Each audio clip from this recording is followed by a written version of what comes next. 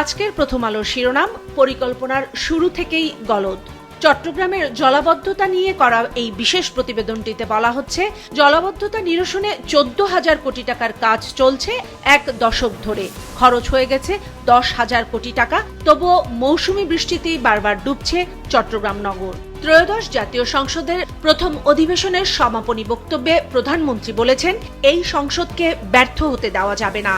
সমাপনী ভাষণে প্রধানমন্ত্রী বলেন, দেশের পরিস্থিতি স্থিতিশীল রাখতে না পারলে, স্থিতিশীল সংসদ নিশ্চিত করতে না পারলে দেশকে এগিয়ে নেওয়া যাবে না।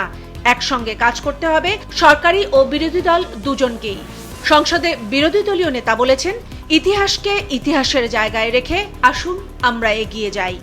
আজ মহান মে দিবস। এ উপলক্ষে 3 কলামের বিশেষ প্রতিবেদন করেছে পত্রিকাটি। শিরোনাম, কর্মক্ষেত্রে শ্রমিকের নিরাপত্তা এখনো নিশ্চিত হয়নি। রিপোর্টটিতে বলা হচ্ছে, চলতি বছরের প্রথম 3 মাসই কর্মক্ষেত্রে দুর্ঘটনায় অন্তত 186 শ্রমিক নিহত হয়েছেন। সবচেয়ে বেশি মৃত্যু ঘটেছে পরিবহন খাতে, আর বেশি আহত পোশাক শ্রমিকরা। প্রথম আলোর শেষ পাতার শিরোনাম, শুনলে বজ্রধ্বনি ঘরে যাই তখনই। বজ্রপাতের ঝুঁকি নিয়ে করা এই বিশেষ প্রতিবেদনটিতে বলা হচ্ছে, গত 18 থেকে 29 এপ্রিল এই 11 দিনে দেশে বজ্রপাতে অন্তত 50 জনের মৃত্যু হয়েছে। বজ্রপাতের আওয়াজ শোনা মাত্রই ঘরে নিরাপদ আশ্রয়ে যাওয়ার কথা বলা হচ্ছে প্রতিবেদনটিতে। দৈনিক সমকালের শিরোনাম, জনপ্রিয় নয়, আমাকে সঠিক সিদ্ধান্ত নিতে হবে। সংসদে প্রধানমন্ত্রীর দেয়া সমাপনী ভাষণকে নিয়েই করা হয়েছে এই প্রতিবেদনটি। এর ঠিক নিচেই বিরোধী দলীয় চিফ হুইপ নাহিদ ইসলামের বক্তব্য নিয়ে করা হয়েছে একটি 1 কলামের প্রতিবেদন। রাষ্ট্রপতিকে ধন্যবাদ নয়, গ্রেফতার করতে হবে বলেছেন তিনি। সমকালের শেষ পাতায় পশ্চিমবঙ্গের নির্বাচন নিয়ে একটি 2 কলামের প্রতিবেদন করা হয়েছে। পশ্চিমবঙ্গে জয় দাবি করে 2 পক্ষেরই আগাম উদযাপন। রিপোর্টটিতে বলা হচ্ছে, তৃণমূল 2 প্রতিদ্বন্দ্বী তৃণমূল কংগ্রেস এবং বিজেপি নিজেদের বিজয়ী ঘোষণা করে জয়ের উদযাপনে মেতেছে। দৈনিক যুগান্তর দ্বিতীয় শিরোনাম করেছে, পেশাদার পুলিশ বাহিনী গড়া অনিশ্চিত, রাজনীতির নিয়ন্ত্রণই শেষ কথা। এই শিরোনামে পুলিশের সংস্কার নিয়ে করা এই প্রতিবেদনটিতে বলা হচ্ছে, পুলিশের নাটাই এখনো রাজনীতিকদের হাতে। 24-এর গণ অভ্যুত্থানের পর এমন মন্তব্য অনেকেই করতে চায় না, কিন্তু বাস্তবতা বলছে ভিন্ন কথা। পুলিশ বাহিনীতে রাজনৈতিক বিভাজন, ব্যাচভিত্তিক বিরোধ এবং আঞ্চলিক বিভক্তি প্রকট আকার ধারণ করেছে।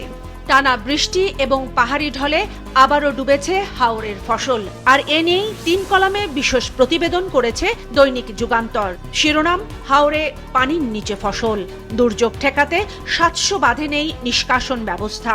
রিপোর্টটিতে বলা হচ্ছে, বাঁধে কোটি কোটি টাকা ব্যয় করা হলেও বাস্তবে উপকার পায় না কৃষক। হাওর অঞ্চল রক্ষায় সরকারি বরাদ্দে সুষ্ঠু পরিকল্পনা না থাকায় শুধু টাকা ভাগাভাগিরই অভিযোগ উঠছে।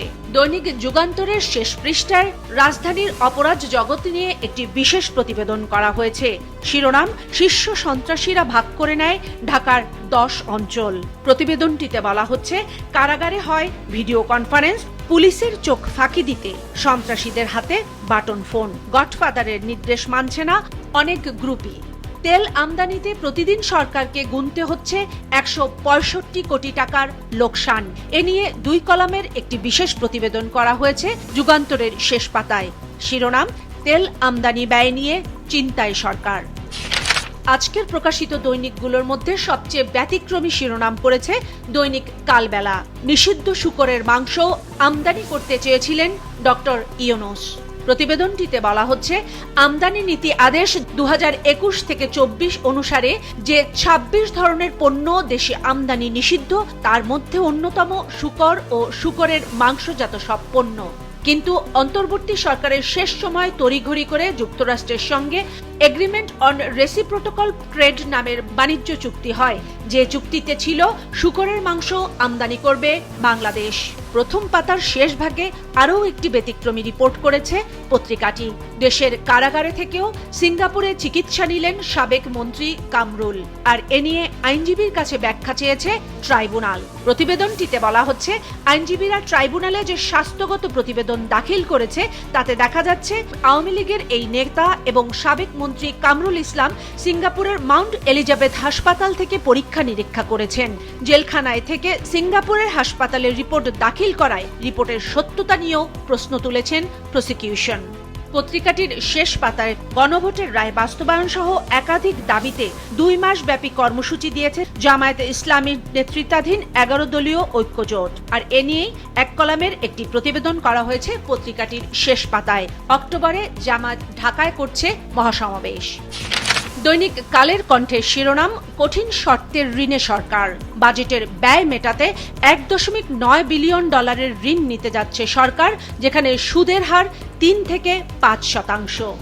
এর ঠিক নিচেই করা হয়েছে 2 কলামের একটি প্রতিবেদন। ঋণের অর্থে বোয়িংয়ের 14 উড়োজাহাজ কিনতে চুক্তি সই করেছে সরকার।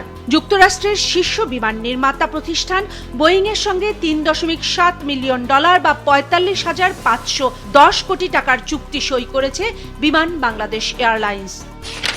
দৈনিক আজকের পত্রিকা দেশে চলমান হাম পরিস্থিতি নিয়ে একটি 4 কলামের বিশেষ প্রতিবেদন করেছে। শিরোনাম, হাম ও উপসর্গে 350 শিশুর মৃত্যু। 1.5 মাসের পরিসংখ্যান তুলে ধরে রিপোর্টটিতে বলা হচ্ছে, টিকাদানের ঘাটতিতে সংক্রমণ মাত্রা ছাড়িয়েছে। রোহিঙ্গা ক্যাম্পে জোরদার করা হয়েছে চিকিৎসা ব্যবস্থা। মৃতদের শতভাগই শিশু। পত্রিকাটির শেষের পাতায় মব সহিংসতা নিয়ে একটি প্রতিবেদন করা হয়েছে। শিরোনাম, এপ্রিলে বেড়েছে মব সহিংসতা। একটি মানবাধিকার সংস্থার প্রতিবেদনের সূত্র ধরে বলা হচ্ছে, দেশে এপ্রিলে বেড়েছে অজ্ঞাতনামা লাশ উদ্ধারের সংখ্যাও, তবে কমেছে রাজনৈতিক সহিংসতার ঘটনা। সহিংসতার শিকার বেশি হচ্ছেন নারী ও শিশুরা, এবং এই সংখ্যাও গত কয়েক মাসের তুলনায় অনেক বেশি। দৈনিক দেশ রূপান্তর ঢাকার হকারদের নিয়ে একটি বিশেষ প্রতিবেদন করেছে। ব্যবসার বৈধতা পেলেন ঢাকার হকাররা। এই শিরোনামে করা রিপোর্টটিতে বলা হচ্ছে, রাজধানীতে ব্যবসা করার বৈধতা দেয়া হচ্ছে হকারদের। এখন থেকে নির্দিষ্ট জায়গা ও নির্দিষ্ট ডিজাইনের ভ্রাম্যমাণ ট্রলির মাধ্যমে ব্যবসা পরিচালনা করতে পারবেন তারা। দেয়া হবে ডিজিটাল আইডি কার্ড। আর এই কর্মসূচি গতকাল বৃহস্পতিবার থেকেই শুরু করেছে ঢাকার 2 সিটি কর্পোরেশন। ঢাকার পরিবহন ব্যবস্থা নিয়ে একটি বিশেষ অনুসন্ধানী প্রতিবেদন করেছে দৈনিক আমার দেশ। ঢাকায় ইলেকট্রিক বাস পরিকল্পনা বাস্তবায়নে বাধা হতে পারে প্রভাবশালী গোষ্ঠী, প্রতিবেদনটির এই শিরোনাম। এতে বলা হচ্ছে, ঢাকার বায়ুদূষণ ও যানজট কমাতে ইলেকট্রিক বাস চালুর পরিকল্পনায় নতুন আশার সঞ্চার করেছে সরকার। ক্লিন অ্যান্ড গ্রিন ঢাকার অংশ হিসেবে 250টি ইলেকট্রিক বাস নামানোর পরিকল্পনার কথা জানিয়েছেন প্রধানমন্ত্রী। তবে এই কাজে বাধা হয়ে উঠতে পারে প্রভাবশালী গোষ্ঠী, রাজনৈতিক ব্যক্তি এবং পরিবহন সেক্টরের দখলদারেরা। গণমাধ্যমের স্বাধীনতা সূচকে 3 ধাপ পেছালো বাংলাদেশ। এই শিরোনামে দৈনিক আমার দেশ একটি প্রতিবেদন করেছে প্রথম পাতায়। বিশ্ব গণমাধ্যম স্বাধীনতা সূচকে 1 বছরে আরও 3 ধাপ পিছিয়েছে বাংলাদেশ। 180টি দেশের মধ্যে এখন বাংলাদেশের অবস্থান 152তম, যা গত বছরও ছিল 149। মন্ত্রিসভার বৈঠকের নতুন করে অনুমোদন দেওয়া হয়েছে দেশে গ্যাস অনুসন্ধান কাজ শুরুর। এ নিয়ে করা দৈনিক আমার দেশের প্রতিবেদনের শিরোনাম, ভূপৃষ্ঠের 6 কিলোমিটার গভীরে গ্যাস অনুসন্ধান শুরু হচ্ছে। সম্ভাবনা রয়েছে বিপুল পরিমাণ গ্যাস পাওয়ার। এজন্য 150টি কূপ খননের পরিকল্পনা নিয়েছে পেট্রোবাংলা।